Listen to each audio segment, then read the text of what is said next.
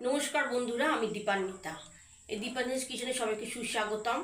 আজকে আমি আপনাদের কাছে শেয়ার করব একটি দারুণ স্বাদের সাউথ ইন্ডিয়ান ডিশ, র ব্যানানা কারি।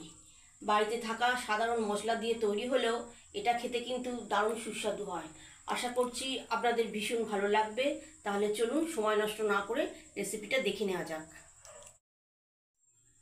প্রথমে র ব্যানানা কারি তৈরি করতে এরকম সাইজের কাঁচকলা খোসা ছাড়িয়ে জলে সেদ্ধ করে নিয়েছি, আর ছুরি দিয়ে টুকরো টুকরো করে নিয়েছি। 4টে কাঁচকলা নিয়েছিলাম। র ব্যানানা কারি তৈরি করতে প্রথমে আমি কড়াতে 2 চামচ সাদা তেল নিয়েছি।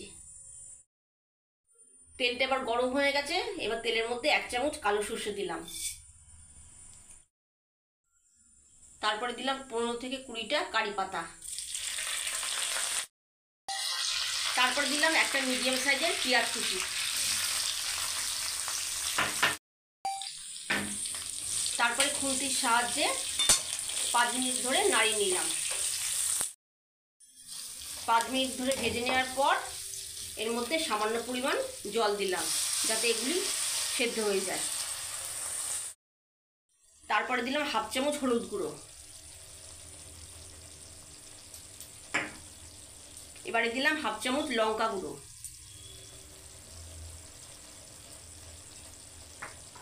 আর দিলাম 3টে কাঁচা লঙ্কা কুচি। এগুলোকে সব একসঙ্গে একবার নাড়িয়ে নিলাম।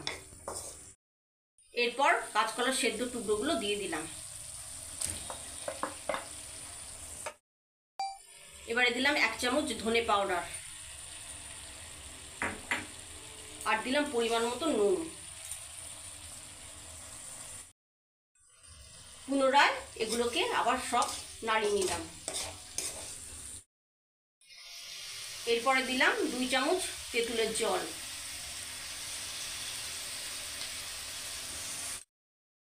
তেঁতুলের জলটা দিয়ে আবার 5 মিনিটের জন্য নাড়িয়ে নিলাম। এবার গ্রেভিটা গাঢ় করার জন্য 1 কাপ নারকেলের দুধ নিয়েছি, এর মধ্যে দিয়ে দিলাম। নারকেলের দুধটা এর সঙ্গে মিশিয়ে দিলাম। এবার এটাকে 1 মিনিটের জন্য একটু ফুটিয়ে নিতে হবে।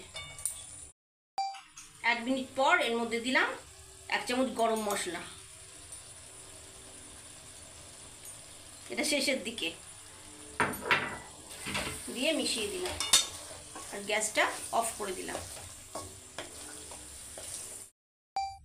আর এর মধ্যে দিয়ে দিলাম একটু নারকেল কোড়া, এটা হচ্ছে অপশনাল। তাহলে দর্শক বন্ধুরা দেখলেন এই র ব্যানানা কারি তৈরি করা কত সহজ। আপনারা বাড়িতে অবশ্যই এটা ট্রাই করে দেখবেন, এটা খেতেও খুব সুস্বাদু হয়। এবারে র ব্যানানা কারিটা একটা প্লেটে সার্ভ করে নিয়েছি। একটু নারকেল দিয়ে গার্নিশিং করে দিলাম, একটু দেখতে ভালো লাগবে।